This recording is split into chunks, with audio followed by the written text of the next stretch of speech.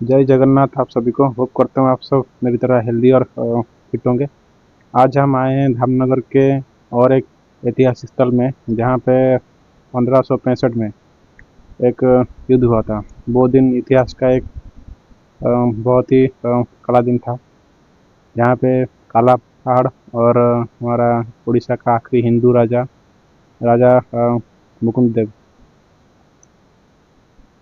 उन लोगों के बीच में एक युद्ध हुआ था, जो कि इतिहास के काले अक्षर में लिखा गया है, क्योंकि जो काला पहाड़ था उसका नाम था सुल्तान सुलेमानी कर्रानी, जो कि अ, भद्रक में जो मुगलों का सरदार हुआ करता था, उसका नाम गयासुद्दीन था। तो काला पहाड़ जो था वो एक हिंदू घर का था।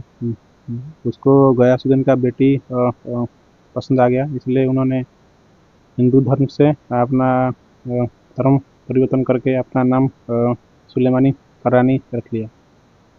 तो उन्होंने 1565 में इस जगह पे हमारे राजा मुकुंद देव के साथ उन्होंने युद्ध लड़ा था। यहाँ पे राजा हमारे जो थे मुकुंद देव, उनका युद्ध में लड़ते वक्त उनका निधन नहीं होता। जब वो रात में सो रहे थे, उस समय वो कायर सुलेमानी कर्रानी, उन्होंने राजा के तंबू में घुसकर उनका गला काट के उन्होंने उनको हमेशा हमेशा के लिए मौत की नींद में उन्होंने सुला दिया था, जो कि बहुत ही बड़ा शर्मनाक है। क्योंकि इस तरह से एक निहत्थे पे वार करके उनका गला काट के उनका जान लेना, ये कहीं ना कहीं बहुत ही ज़्यादा गलत है। आज हम आए थे इसी जगह को आप लोगों को दिखाने के लिए।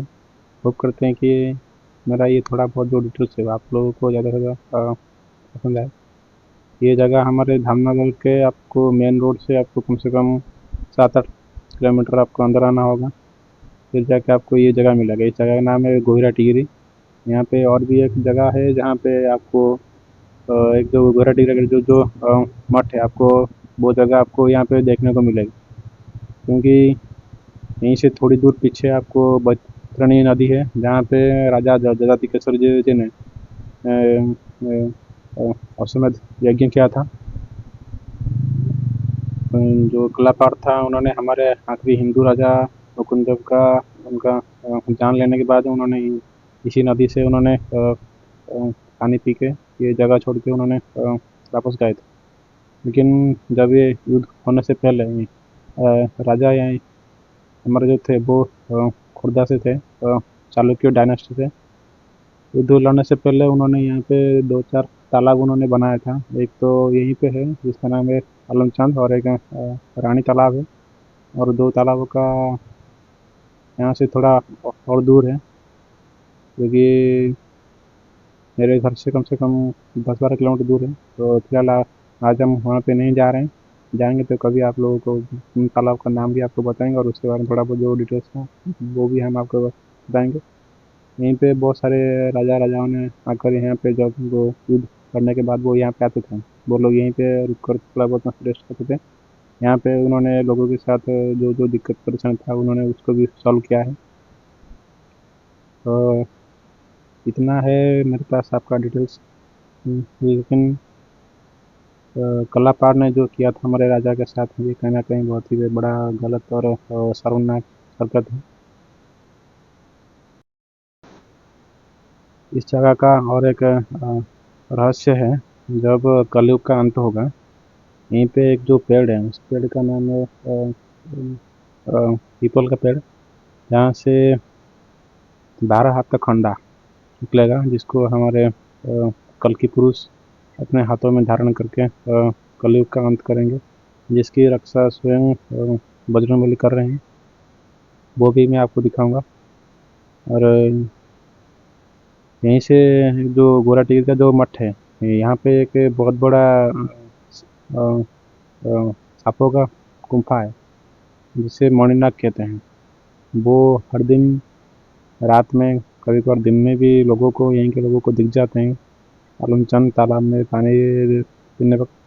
और यहाँ पे गोरा टिकरी में हमारे जो बाबा थे, वो यहाँ पे एक जो पत्थर के ऊपर उन्होंने बैठकर इस जगह पे आए थे। उसका ये भी कहावत है कि वो पत्थर हवा में उड़ता है। गोरा टिकरी मठ कम से कम 300 साल पुराना है। वो वहाँ पे जो बाबा जो पहले जो रहा करते थे, जो कि इस जगह पे पहली बार आए थे, यहीं के लोगों से उनका मुलाकात हुआ था।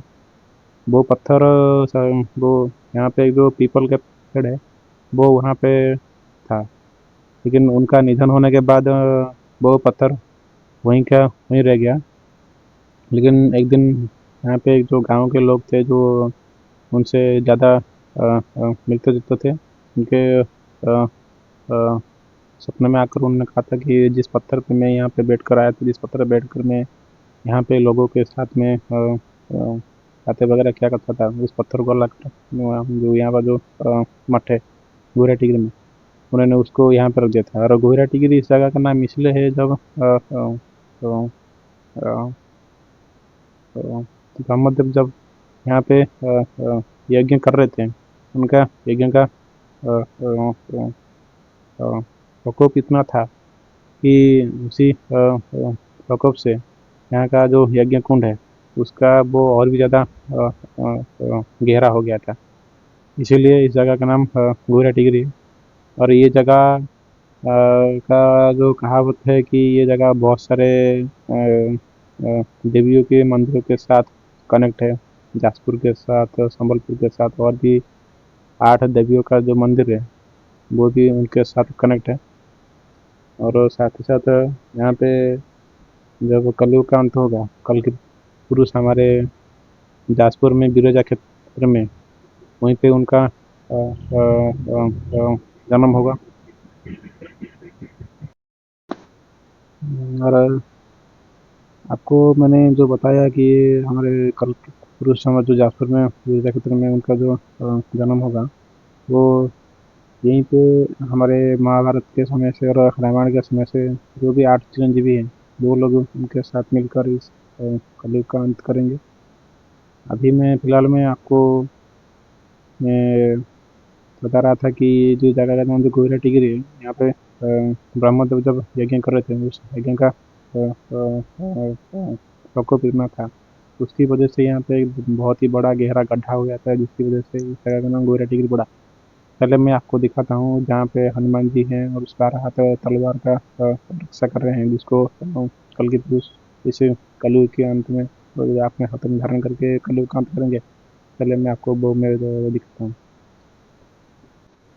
फिलहाल अभी आप देख पा रहे होंगे, जिस पेड़ के नीचे से 12 हाथ कंडा निकलेगा, वो पेड़ अभी यहीं पे है हनुमान जी के पीछे। यही वो जगह है वहाँ से कल के पुरुष अपने हाथों में 12 हाथ कंडा लेकर इस कलयुग का अंत करेंगे। जय श्री राम। यहाँ पे दिन में किसी के आने की इतनी हिम्मत नहीं होता, क्योंकि यहीं से कलयुग का अंत शुरू होगा।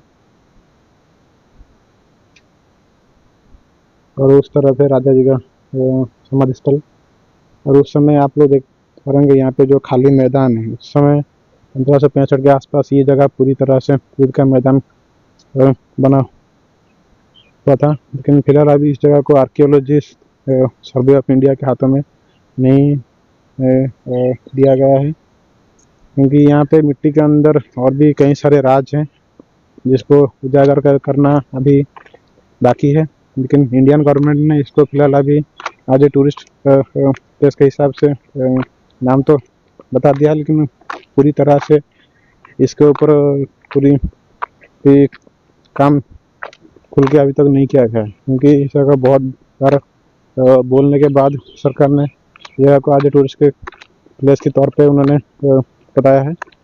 यहाँ पे ऐसा कुछ चीज़ें अभी नहीं बनाया गया है। और ये जो आप देख पा रहे होंगे सामने जो बिल्डिंग दिख रहा होगा, उसके ऐसे कुछ तो मंदिर टाइप का, वो है गोरा टिकरी का मठ।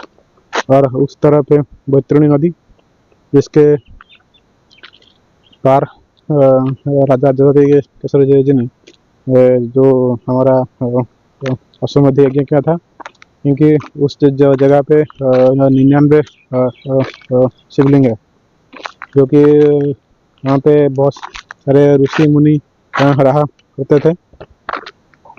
उनके सम्मान में वहाँ पे बहुत सारे मंदिर वगैरह बनाया गया था, उन लोगों के रहने लायक बहुत सारी चीज़ें वहाँ पे बनाया गया है। जाएंगे तो फिलहाल उस तरफ हम आपको दिखाएंगे कुछ, लेकिन फिलहाल अभी हम नहीं जा रहे हैं उस तरफ। और ये जो आप लोग देख पा रहे होंगे, ये है आपको मेन रोड से आपको नीचे उतर कर आपको आना होगा, और मठ रहा उस तरफ, हम जाएंगे उधर और आपको वहाँ का जो मठ का जो हालात है, जो भी चीज़ें हैं, वो हम आपको दिखाते हैं थोड़ी देर के बाद। अभी हम आकर पहुँच गए हैं बुरा टिगरी मठ के सामने, और ये रहा मेरे पीछे। और इस तरफ है एक जो कल्याण मंडप, शादी वगैरह होता है। अभी जाएंगे हम मठ के अंदर। आपको मठ के अंदर अब वीडियो बनाने से पहले मठ के अंदर जो बाबा हैं उनसे पहले बात कर लो, क्योंकि आप बिना परमिशन के वीडियो बनाते हो तो आपको गाली भी सुनना पड़ सकता है। तो फिलहाल थोड़ा पहले परमिशन ले लो, फिर आप वीडियो बनाओ। चले मैं आपको दिखाता हूँ मठ का अंदर का जो नज़ारा है। और ये रहा गोरा टेरी का मठ आपके सामने, बाहर से मैं आपको दिखा दे रहा हूँ। और ये जगह 5 मंदिरों के साथ जुड़ा हुआ है। पहला तो जासपुर, दूसरा पुरी, तीसरा कोलकाता, उसके बाद भद्रक और चंडीखोल। इन मंदिरों के साथ इन मंदिरों का उत्पत्ति संगम स्थल है। और यह है संतोषी माता जी का मंदिर। यहाँ पे जो बाबा थे उनका प्रतिमा यहीं पे आपके सामने देख रहे। अभी जाएंगे मंदिर के अंदर। ये भी आपको सामने घुसते आपके यज्ञ कुंड नजर आ रहा होगा। इस तरह पे फार्मिंग के लिए जगह, वहीं पे उस तरह पे उनका किचन। और ये है भगवान श्री कृष्ण जी, और इधर है उनका, और इधर है हमारे अंदर जगन्नाथ जी, सुभद्रा जी, बलभद्र जी।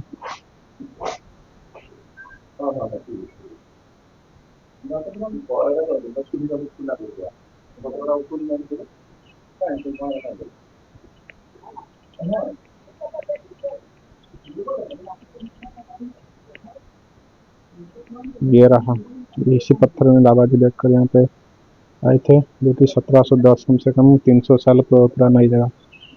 और अंदर रहे बाबा जी।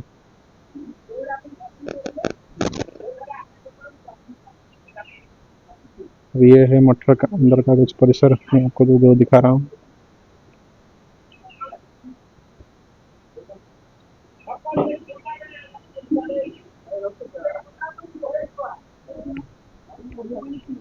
यहाँ पे सांपों का गुफा वगैरह है, वो यहाँ से इस मंदिर के पीछे है। फिलहाल तो अभी वहाँ पे आप दिन में भी नहीं जा सकते, क्योंकि वहाँ पे जाना खतरे से खाली नहीं है। इस मठ का बहुत सारे रहस्य अभी भी लोगों के सामने नहीं आया है। आपको अगर कभी टाइम मिलता है तो आइए। सामने कृष्णा जी और कल की दूसरी दोनों हाथ में तलवार लिए खड़े हैं इस कलयुग का अंत करने के लिए।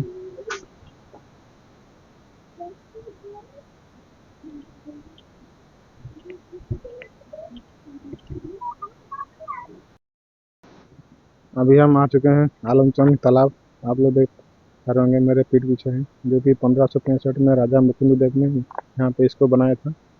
इसी चीज़ को दिखाने के लिए मैं मरसे में यहाँ तक आया।